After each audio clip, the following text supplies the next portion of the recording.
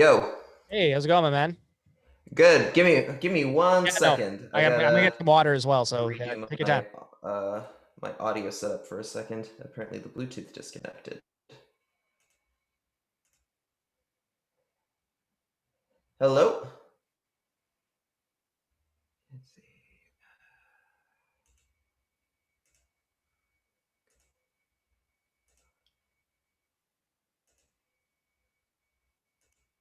There we go. Nope, that's the wrong one. There we go. Okay. All right, how's it going? Good, how are you? Doing well, man. Yeah. Just got home, just ready to go and everything. I had to redo my I guess my Bluetooth the my audio setup had disconnected Oh while I shit. was Okay, gone. that's So not good. I had to quickly just put that together, but I'm all good now. Okay, we're both wearing Canucks hats as well. Works out well. Yeah. Oh yeah. I've got too many of these for a journalist now. I've got too many Canucks hats. See, I don't even consider myself a big J journalist yet, so I can still wear these hats. I'm not I the games. I'm not on the press box. Like I'm not too worried about that.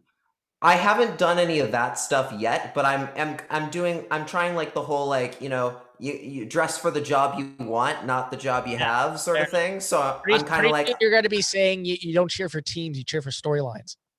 I already say that all the time. I already do that way too much. I'm like, Okay, you've got the cliches on lock. I like it. I like it. yeah, pucks in deep, all that stuff, The deep. Can't wait to get into a locker room and ask Brand Sutter about his face-offs.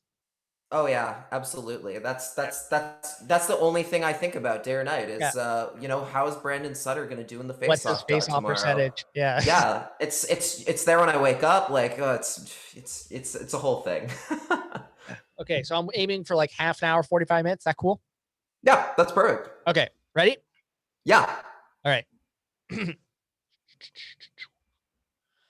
Okay, so we now welcome on the Power of the Towel podcast, part of the Nux Misconduct Network of podcasts. This man is the co-host of the CreaseCast, the Vancouver Canucks podcast, where you can find wherever you get podcasts, is Lachlan Irvine. Lachlan, how you doing, my man? I'm good, Nick. Thank you so much for having me. No, it's my pleasure.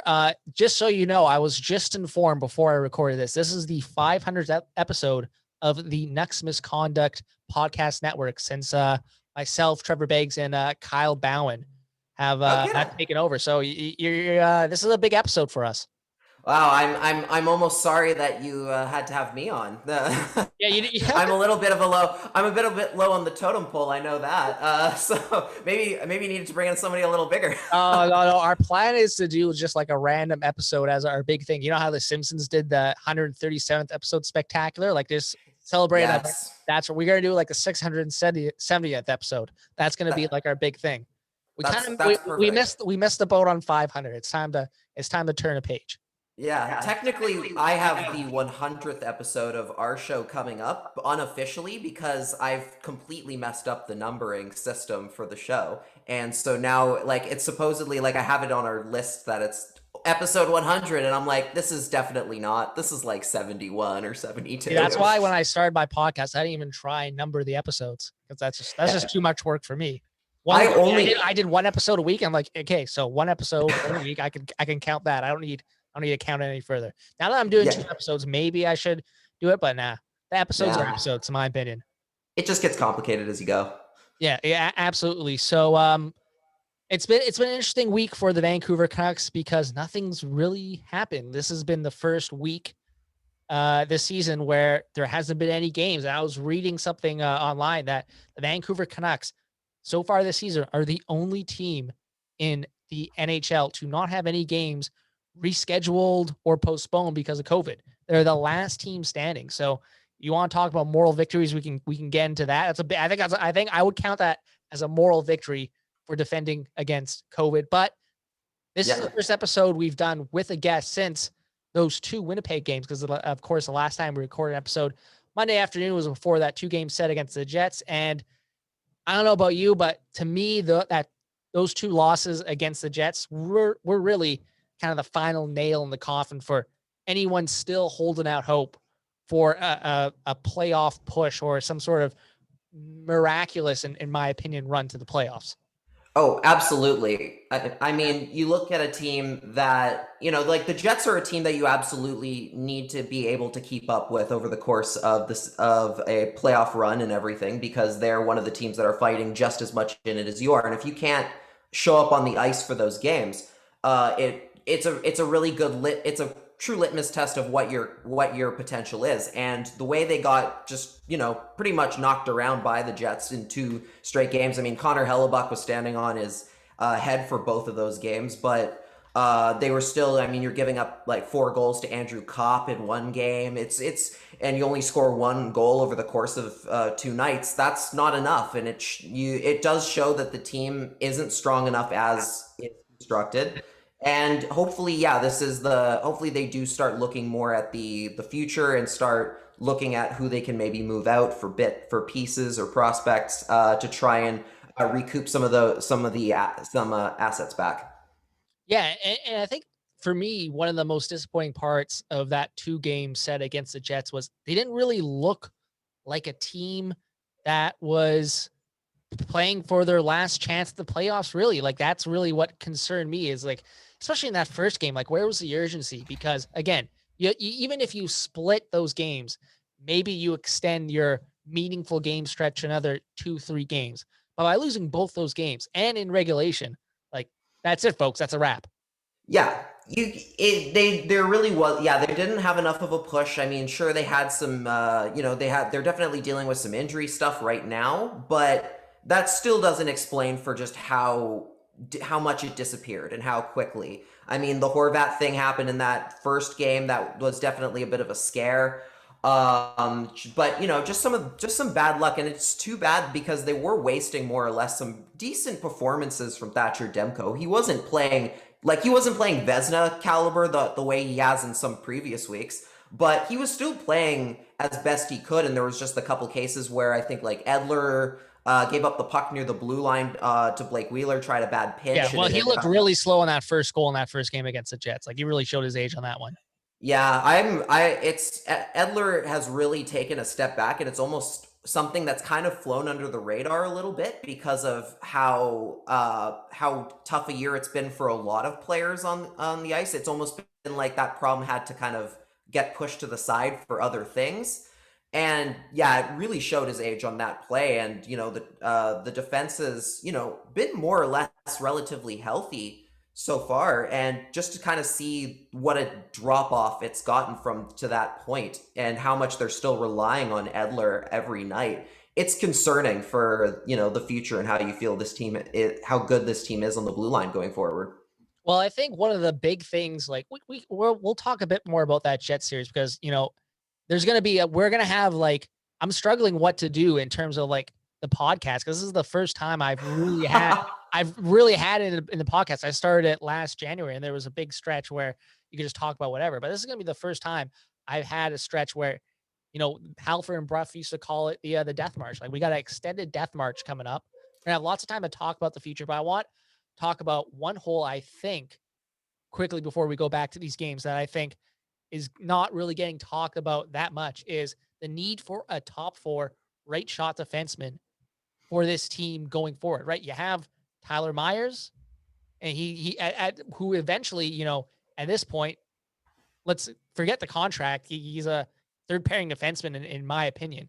You still need someone in that top 4 who's a right shot, who is a long-term fit with a guy like Quinn Hughes, right? Like, a top 4 right shot defenseman might be like right at my top of the priority list, to the extent that I would consider, depending on where this first round draft pick is in the 2021 draft, trading it if you can get a top 4 right shot defenseman.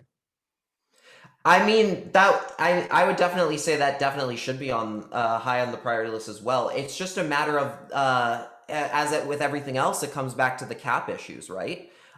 Because I mean, there are good right shot defensemen out there for the price, but the problem is just the way that they're just so like up against the cap right now. You have to factor in all the aspects of, well, where does this put you when it comes to Pettersson and Hughes' contract extensions? What about Thatcher Demko? He's more cost controlled, but still. And there's already so much money dedicated to guys like Tyler Myers, like at that 6 million range, and Nate Schmidt to a certain extent, pretty close to it.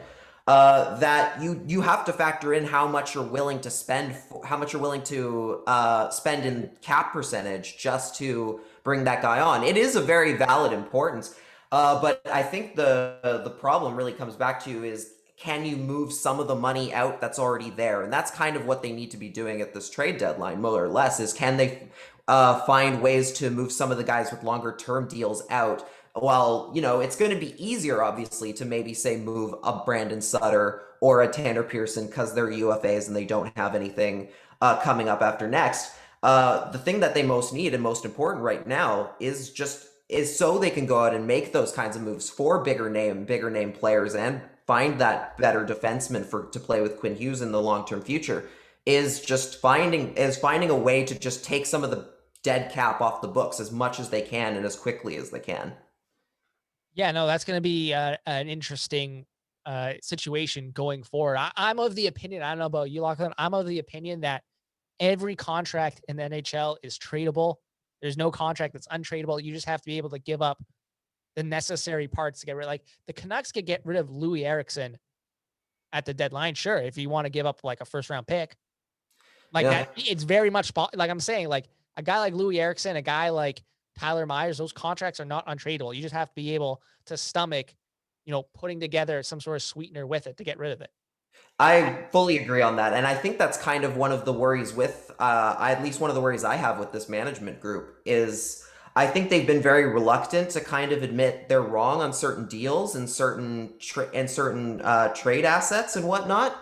And I think that while this should be the time that they should be looking into making decisions like that, where it's like, okay, we don't want to give up this first round pick, but if it does mean we can get rid of somebody like Louis Eriksson off of our cap structure, we have to consider it. I mean, some teams Toronto, I think, gave up a first just to get rid of Patrick Marleau's contract, and his was, I think, a lot less money than what Louis Eriksson is making They currently. gave up a first round pick Exactly as well, which ended up being like a 12th overall pick or something like that.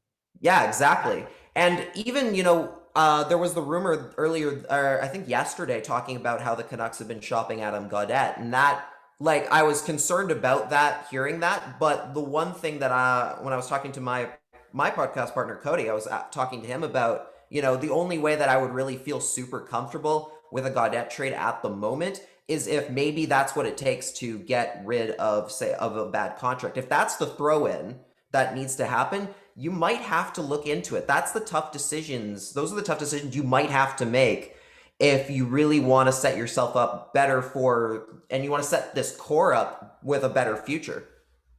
Yeah, absolutely. So sorry, going back to that Jets series, were you surprised that Bo Horvat played that second game? Oh, yeah.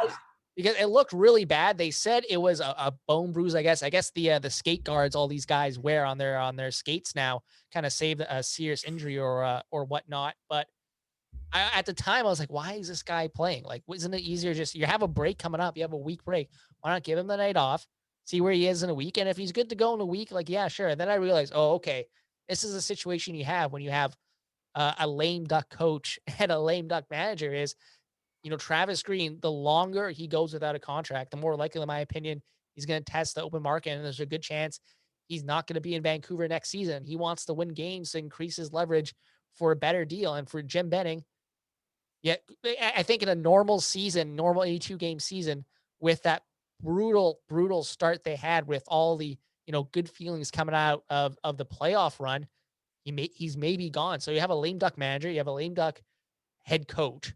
They're not really concerned about the long-term implications of some of these moves. They want to win. And to quote, Jim Benning himself, they're just taking it day by day at this point. Were you shocked that like Horvat played that game? I was a little shocked, but I do think sometimes, there are definitely cases where the injuries look worse on TV or like worse in the replays than they end Well, up people being. in the arena were like saying he fell down in the tunnel and was like just yelling profusely. Like it doesn't look like a good situation. It definitely didn't look like a good situation, but I trust Horvat enough that he wouldn't be going at, like, if he knew that it was going to be super detrimental, especially looking at the way where the Canucks are in the standings. I don't think he would be going out for that game if he really thought it was a serious injury. I trust him enough to know, like, what his body can or can't take. Especially like you said, with the week break and everything, I do think he would factor that into whether or not he should be playing. Because at the end of the day, it is the player's call, more or less, that they do play, whether or not they play. So I do think that it does make sense though that if Travis wanted to is looking more at the wins now to try and get a better contract going forward. It does make sense that he might play him again, but I mean, at the same time, without Horvat, it's not like they're much worse off than they already are. I mean, they're missing Pettersson, they're missing Beagle and Sutter, who have not played, and they're you're down 3 out of your 4 centermen from opening night. You're already kind of not in a good spot.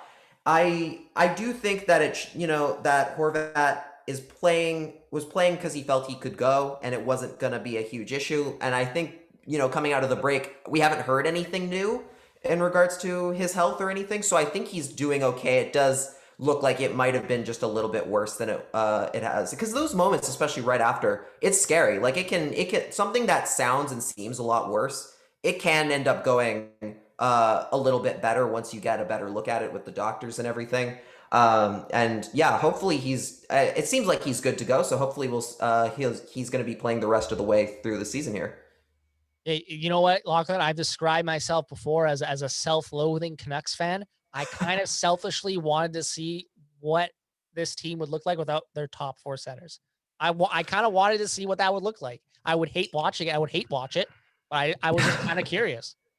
Yeah, that's definitely an option as well. I mean, with Miller, they do have Miller, so that he at least has the face-off experience, so they wouldn't be at least out fully without any center depth or anything. And obviously Adam Gaudette plays that. But yeah, it is a good eye on, say, how have you done depth wise, which this season has been a bit of a hit or miss, especially with the forward core. I mean, they brought in Travis Boyd, and who hasn't played yet, and then Jimmy Vesey for like the wings, for the wing and everything. But yeah, it would be good to see what they can do with or without all of that, all of their top centermen in the lineup, and especially because some of those guys are maybe not the main guys. Like you look at obviously Horvat and Pettersson, but with the guys like Sutter and Beagle going forward, they're not going to be here much longer. You want to know what you've got in that system, and what you have in the taxi squad available to you, and and the quarantine has been shortened now as well, so that should help them maybe be more willing to bring up some centers who are doing well in Utica, albeit they haven't played a lot of games, to maybe get a look going forward. But you might see that sooner rather than you think, just based on how this trade deadline goes and how the offseason goes as well.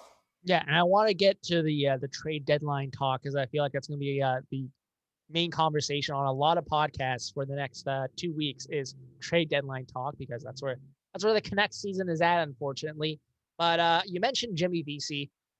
We've had a few games with him now. We played the game in Montreal. He's had those 2 games against the Winnipeg Jets, and so far the verdict is, for me, like, he's been pretty good. Like he's been decent. Like he had that one, he set up Jake for 10 in that one game in Montreal. Then a couple of shifts after, or like right after, he broke up a Montreal chance. I thought he played pretty well in that second game against the Jets. And like, he's not a world beater. He's not like anything to write home about, but it's just, and I've said it on a previous episode of this podcast, it's just nice to have competent depth on this team that also in the back of your mind, okay, this guy's, he's decent. He's okay, but he's not going to break the bank for, a sub replacement player. He's not, what Bill Belichick would call, well, he is sort of what he would call a jag, just another guy. But at least he's not, making $3 million with a limited no trade clause. Yeah, that's been one of the Canucks' biggest curses in terms of this management era, has just been spending far too much on your depth contracts. And like I always go back to like pointing at teams like the Penguins when they were winning their back-to-back Stanley Cups, how they did a really good job at rotating the supporting cast out during those years and trading out guys. Like once they had hit their value, they're like, okay, we're gonna move them out while the value's high on them. and bring in somebody new who's cheap and can fill that role again. And the Canucks have gotten really stuck in the system of buying those guys who come at They're the very good at premium right buying after. time. Yes, exactly. And I do worry in a sense that this is only out of necessity of playing hockey and running a team in a COVID year, where if this were a normal year where the cap had just gone up like normal, that they might have just paid through the teeth for another, bottom six guy. Don't That's bring my that juju into this podcast, Lachlan. Don't say that. this is Don't what say that. happens when Don't I'm say that. Don't say this that. is We don't this want is what that. happens when I'm on a show with Cody for too long. He's the negative one on our show, so I've ended up picking Don't up you some bring of his that juju in mannerisms. here. Don't you bring that juju in But here. okay, what I will say is that yes, Jimmy Vesey is a very solid pickup in terms of he brings he's cost effective. He doesn't need to be a home run hitter. He's just there to fill the roles that he can. And he's able to kind of jump up into maybe sometimes playing with like a bigger name or something like he's had to with the injuries of late. He started on what, like the second line, I think, with Horvat at that point. It's good to see that there are finding those pieces where they can. And I just hope that that's kind of the mentality they take going forward, and more importantly, that they've picked up these guys after they've talked a lot about how there's been a lot of talk that they're trying to keep the money as much of the money that they started the season with. They're trying to move that money out, so it's they're not taking in any more than they've already have on the books. So hopefully they look at this as a scenario where, they don't just end up losing these guys on waivers because they didn't trade anybody or they didn't move out the guys that might provide a little bit more value. And that's the biggest concern for me. But at the very least, him and I haven't seen much of Travis Boyd yet, obviously. But I do think that as far as they go, they don't need to be amazing. They just need to fill a stopgap for a little bit and then let them go in the off season. Yeah, and I think Travis Boyd is similar to Jimmy Vesey, where again he's a jag, just another guy. But you know what? It feels damn good to have those guys on our team who are dirt cheap. I don't have to worry about their contracts being absolute anchors 3 years down the line. It gives me Yeah, peace of mind, and I can sleep easy at night. And you know what? yeah. That's fine with me. Sign all I the thought jags you want for the league minimum.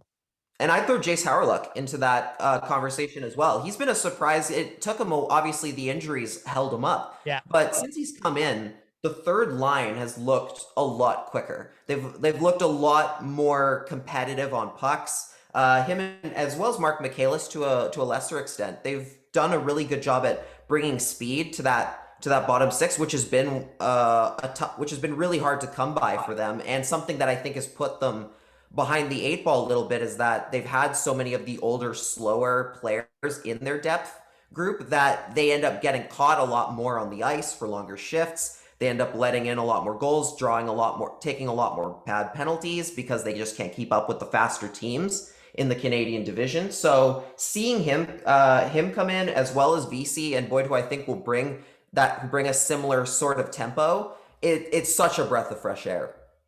Yeah, absolutely. And you mentioned like long shifts. Can we talk about this Tyler Myers shift clock that they keep on like torturing us on the broadcast with? Yeah. It's absolutely ridiculous. Like, first off, they just start off. I'm going to go off on a bit of a rant here. First off, they start with just Tyler Myers shift clock, and it gets something ridiculous. It's always like high 2 minutes, like 2:40 something. And then just to extend our misery and even further, Sportsnet, what they do is they put the entire like lineup on there. Like, oh yeah, like here's a defense pairing, but here's a forward line as well. All like 2+ minutes going on 3 minutes. Like it's just torture watching that. Like I get PTSD flashbacks every time I see that shift clock on now. No matter who it is, it always goes Tyler Myers shift clock. He always seems to be out there for like extended 2+ minute shifts. It's absolutely ridiculous. Yeah, and I think a lot of that is due to the fact that this season in particular, they're so short on, on strong defense that he ends up eating a lot more minutes than he probably should on a more like healthy team as far as how your blue line depth looks.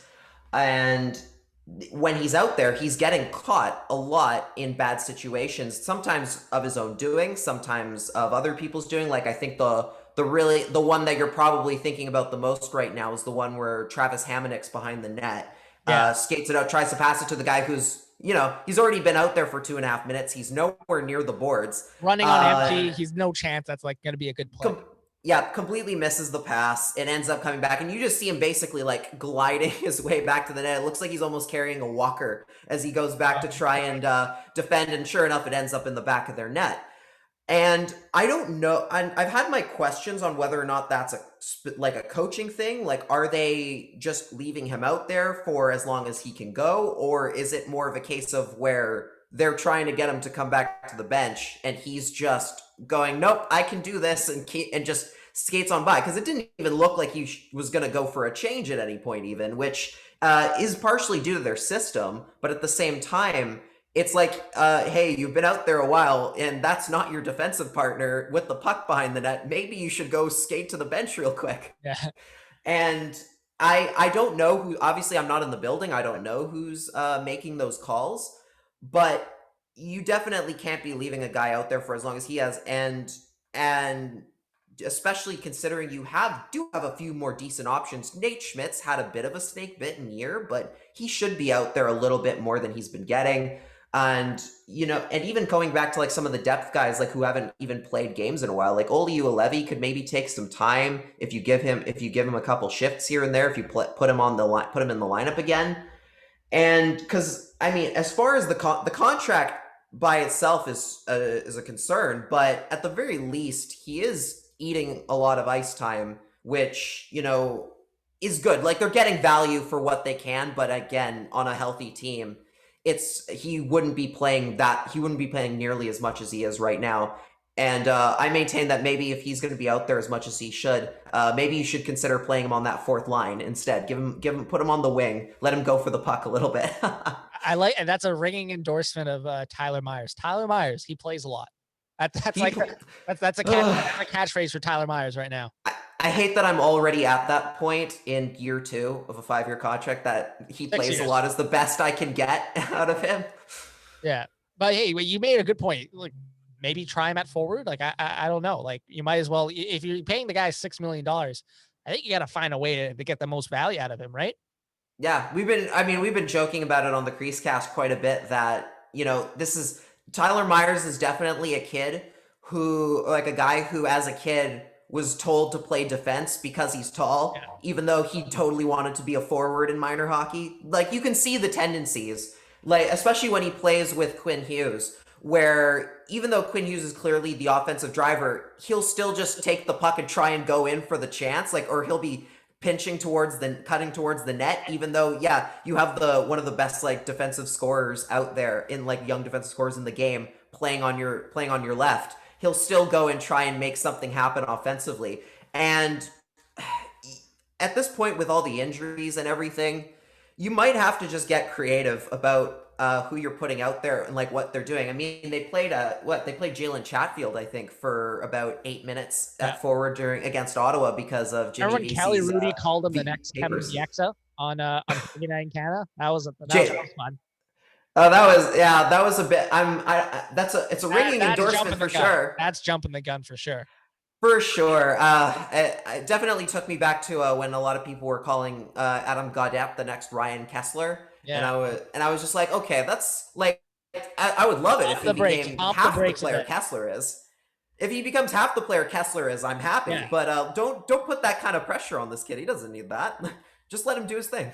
Yeah, absolutely. But you know what? If Tyler Myers somehow becomes the next Brent Burns, that would be the ultimate redemption arc for a guy like Tyler Myers, guy who, everyone shits on as a defenseman, to becoming, a good depth forward for the Canucks. I'm all for it. I want to see it happen. Yeah, I saw a lot of Brent Burns when I was living in the Bay Area, so I've seen what that success can do. It's a little bit of a different story, just because Brent Burns obviously went from forward to defense. Different flip. Sometimes it's a little bit harder to know what you're supposed to do in that scenario, going the other way. But I mean, yeah, as far as the season goes, you just have to find a way to take some positives out of the season because it's been rough. Nothing has gone the way you've wanted as far as the players go.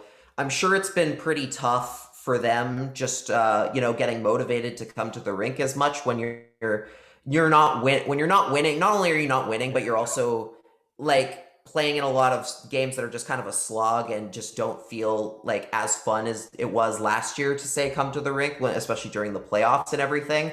And one of the things I talked about during that whole playoff run is they looked like they were having tons of fun doing it, and I think that got them a lot farther than they did. Obviously, that it's not everything. Skill is more important, but I do think having a good time and enjoying yourself at the rink does play a factor into how much better you do than you. And this season, it's definitely looked. I mean, you've seen the body language from some guys like JT Miller, where they look so done with being here, and you feel for them a little bit, and you just have to find the good stories. You have to find a way to take positives out of this season and into the next.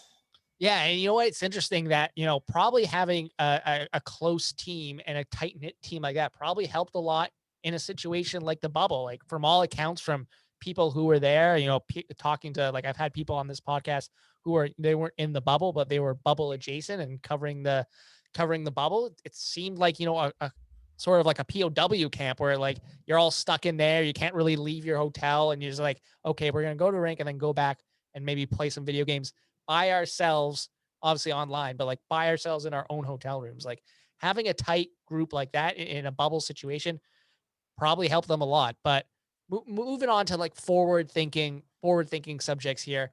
I think the rest of the season, and let me know what you think about this. I think the rest of the season for the Vancouver Canucks is going to be a delicate balancing act between the long-term strategy that you've talked about, right? Seeing what you have in certain guys, calling a guy up. Let's see if he can play, third line wing tonight, something like that, versus a situation like we've talked about earlier with Travis Green and Jim Benning, where maybe their long-term interests aren't really what they need to be doing right now to save their jobs, right? Like, again, we can go list like Travis Green, contracts up at the end of the season. Is he going to be interested to try and play a guy like Olli Levy that many more minutes a night? Jim Benning, again, does he have the interest to even clear a roster space to get Olli Levy somehow on the lineup? Just stuff like that. Like, I think it's the rest of the season. It's going to be a delicate balancing act between, a long-term strategy for this team that they obviously need if you want to believe Jim Benning's plan that they're 2 years away, and we can get into that later if you want. But, this is a situation they're in, right? Where you have a head coach who doesn't have a contract. You have a GM whose job is pretty much 50-50 at this point. If you have a bit more stability in those two jobs, it's obviously a lot easier to have that conversation about the long-term strategy and seeing what you have the rest of the season. But with the situation they have with coaching and management, it may be tough, and we may have to live with some of these decisions as they just want to win right now. They're taking it day to day, as they say. And that is definitely that's definitely the way that they are looking at it right now. I mean, you see in the way that they're, still even seem very concerned about even just trading away some of those guys that they have. Like, you'd think they'd be making more phone calls than they're getting. But I've been like on this bandwagon for a while. I really maintain that this North Division, it's so like generally bad that you could very easily. There's a very realistic scenario where the Canucks do sell just about all of the major assets that you could at the trade deadline, bring up a bunch of AHLers, and still maybe get into that final playoff spot. Just because of Canucks are making the playoffs. That's what I like to hear.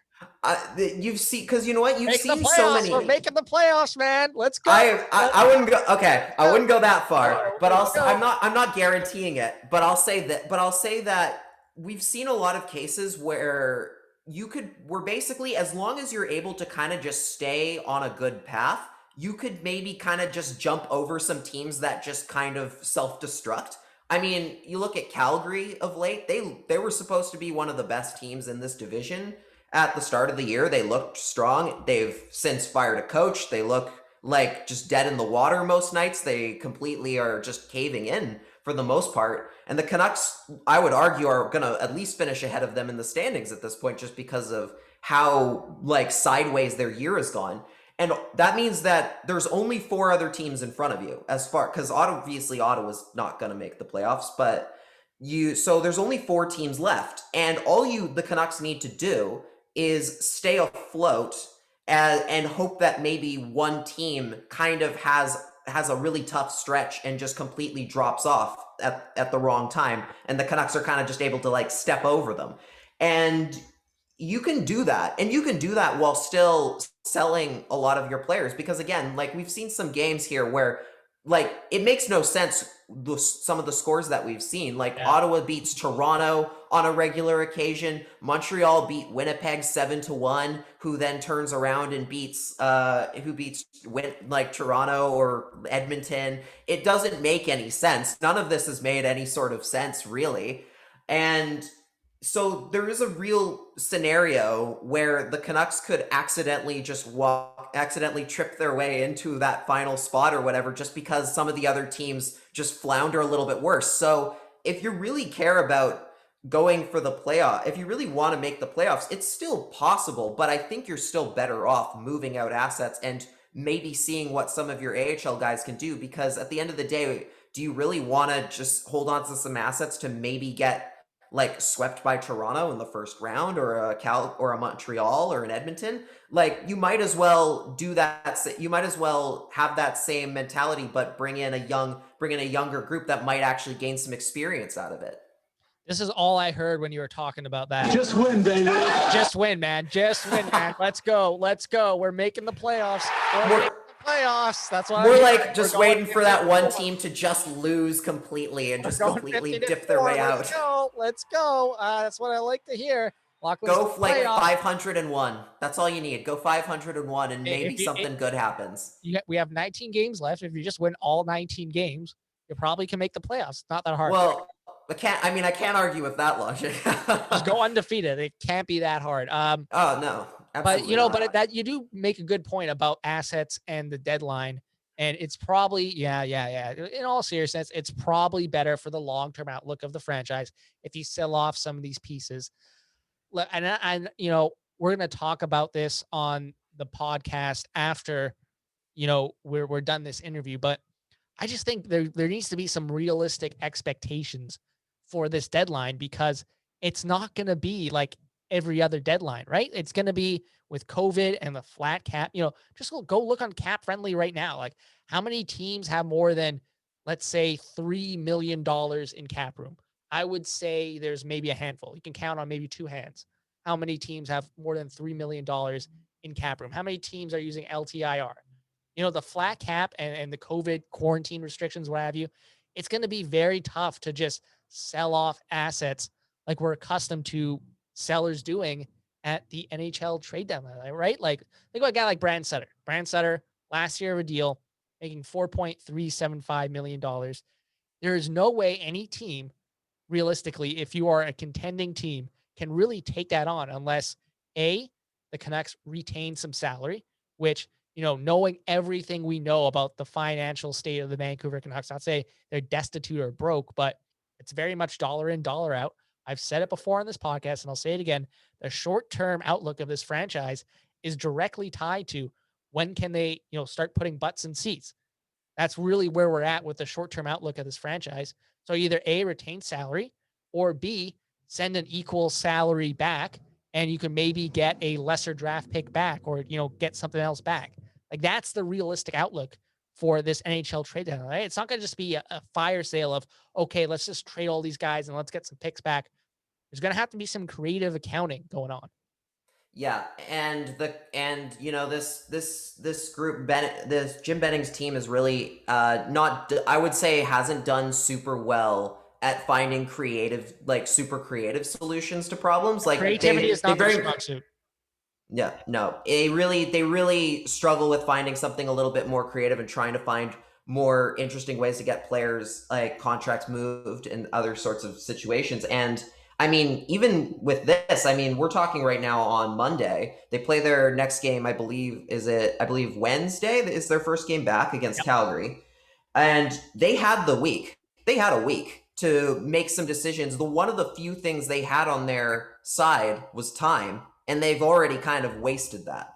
They had the ability to maybe go and say, well, we're going to get in and start selling off these assets before any of the other teams realize that they're not a contender, that they're not going to be getting anywhere near the playoffs. So we better start what now so that it affects the quarantine and everything less. And that's the whole other thing. If you were going to get players back, you had the 6 days where it was only going to impact your schedule just a little bit, even with now the whole the Canadian restriction coming down to, I think, just a week now for bringing in players to Canada.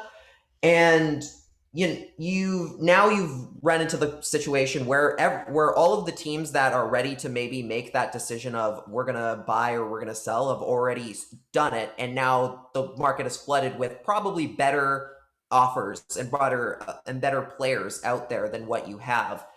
But you can maybe make something happen here. I mean, it's slim. I look at things like, I mean, there was the talk earlier about Marcus Nudavara possibly with Florida, a deal coming there. That might be off the table now because of the whole Aaron Ekblad injury yesterday. Not that Nudavara is the replacement for him, just that they need any defensive help they can get now.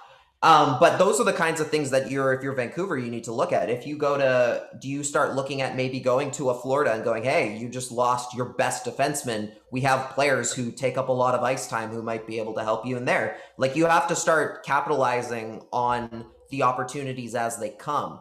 And that's not going to be easy, but sometimes that means taking an unfavorable deal, which again, they have not been always accustomed to doing, especially with like certain players like Jake Virtanen springs to mind as a guy who they refuse to take the loss on that one if they can. They have to. Sometimes in management, it's about taking the L, and Jimbo maybe doesn't like taking the L too much.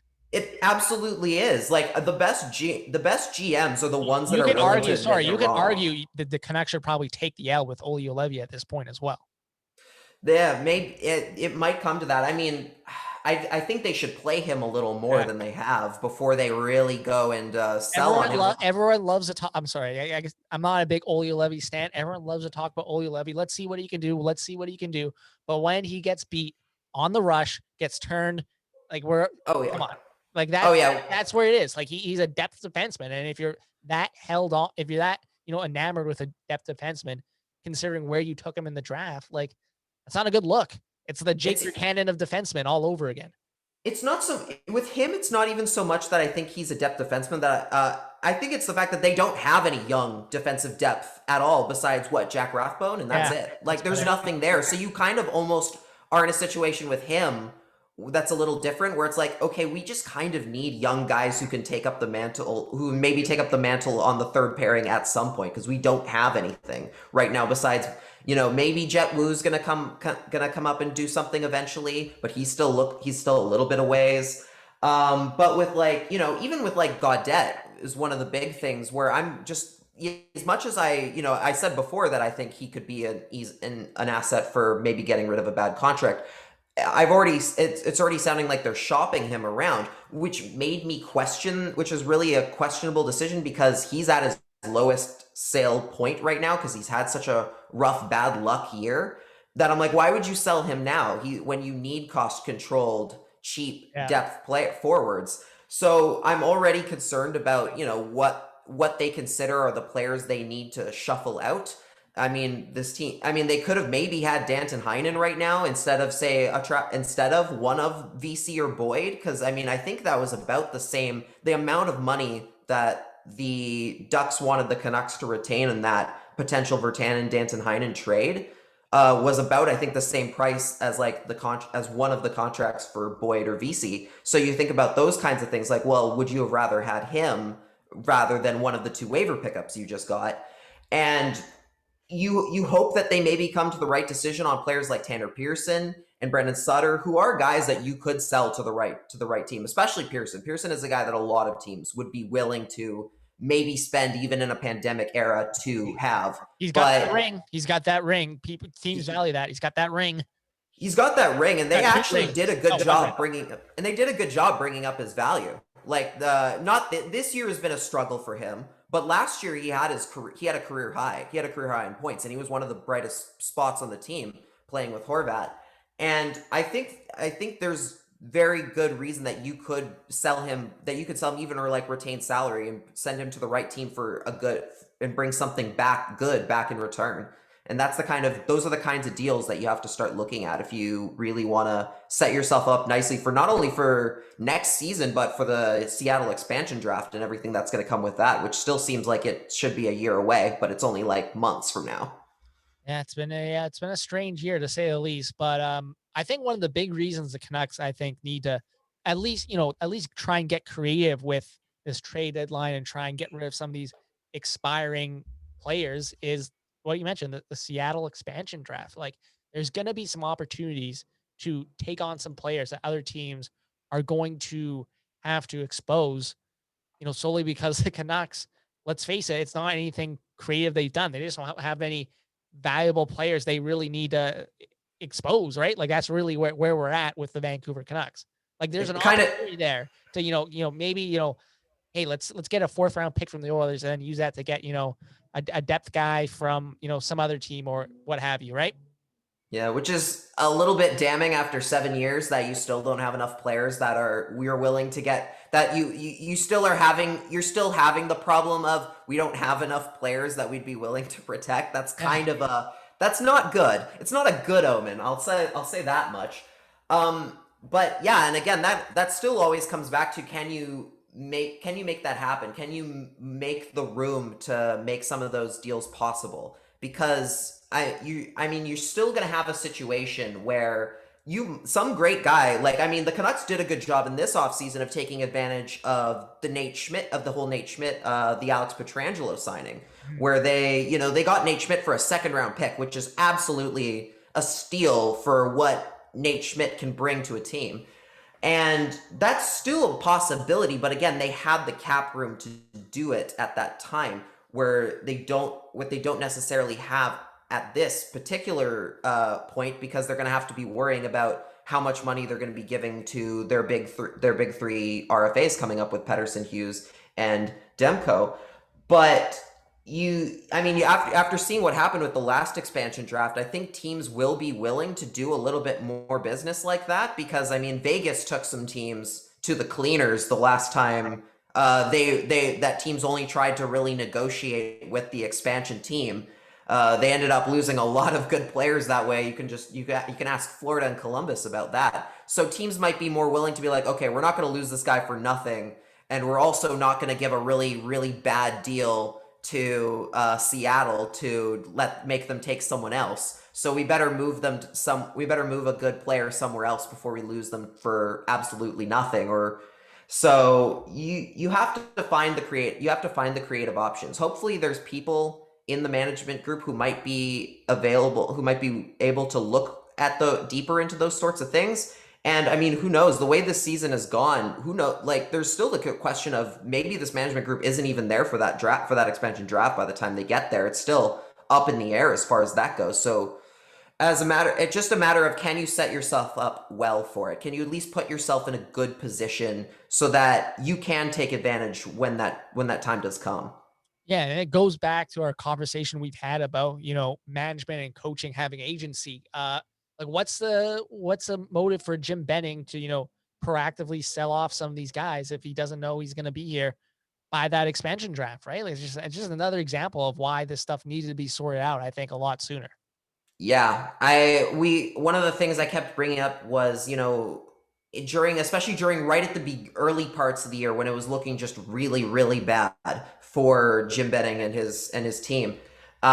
He kept being out there at like games, and they kept showing him on the broadcasts and everything. And I just remember thinking like ownership at that point hadn't said anything, and I was like, okay, either you have to let this guy go, or like if you're gonna let him go, because you're just embarrassing him at this point. Like you're not doing him any favors by basically sending him out to the wolves in front of this team.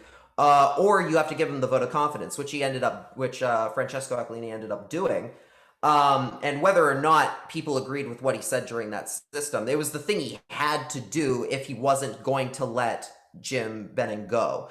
And I mean, at the same time, you're reaching a situation where if ownership already is having to come out and vouch for you, you're already not in a good spot.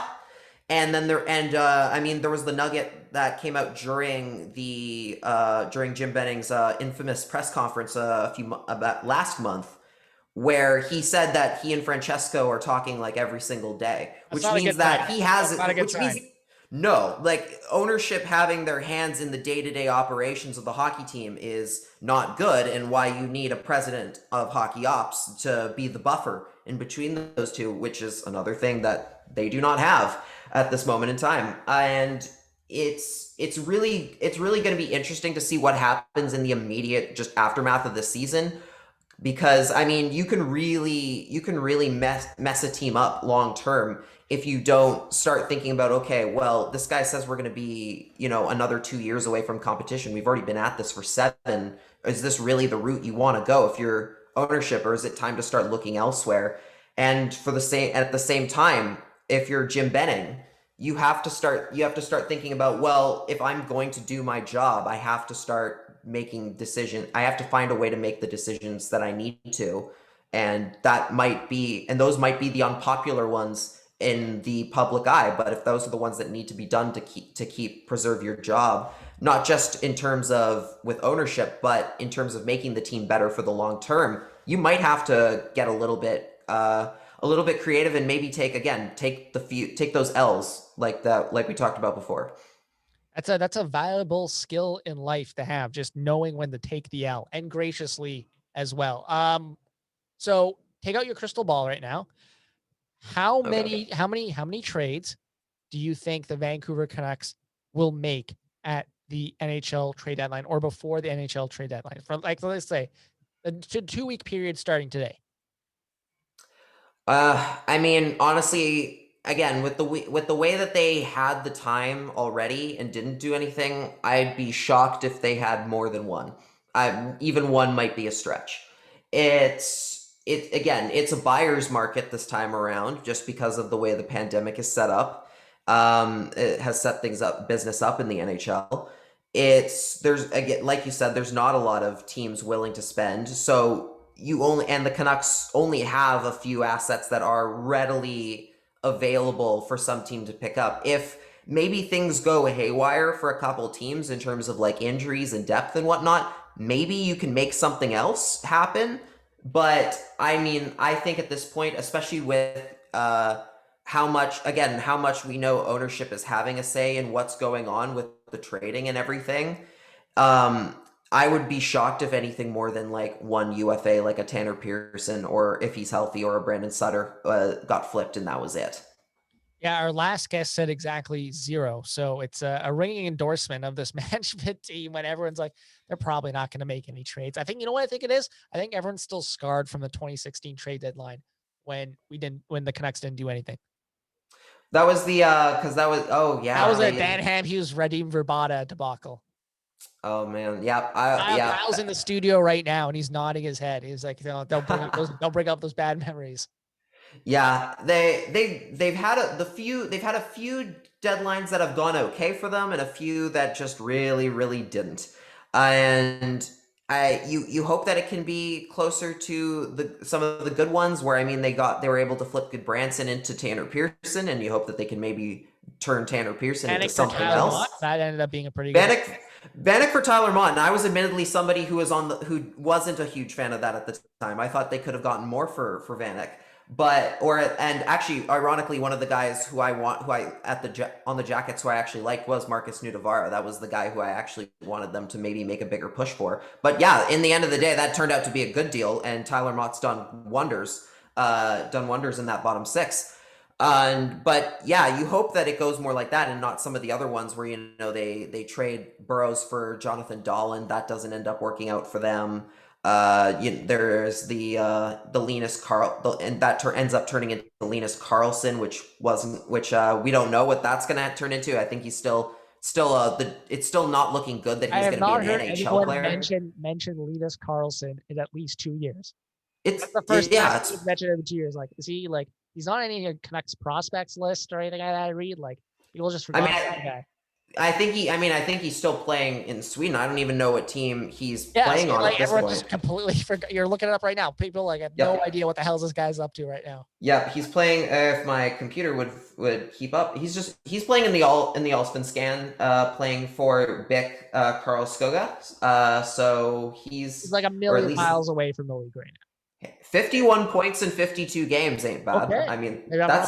that's not nothing. That's all right. I mean, I'm surprised he hasn't at least they haven't made the try to bring him over to the AHL at some point. But yeah, those are what you're looking at this point is can you bring in some young prospects and guys who might be able to come in and do something next as soon as this year, or at the very least younger, quicker guys, because I mean that's been kind of the struggle for this team this year has been a lot of just the older guys looking a lot older and looking a lot slower. And the younger guys who have been here have been just having a bad season altogether. So it's just all of a sudden just turned into this really bad pile of not good.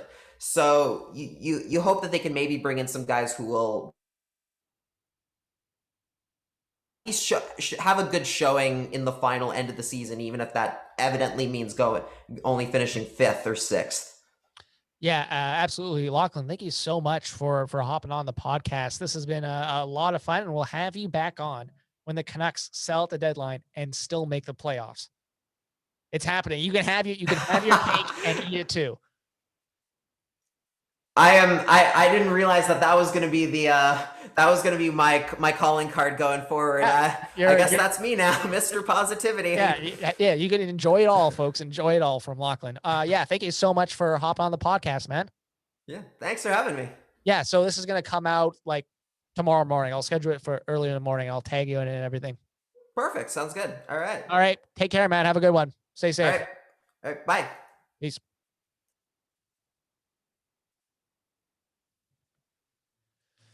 All right. We're making the playoffs and still never on the deadline. Let's go. Hey, man. Gotta respect it, right? Straight up. Gotta respect that, man.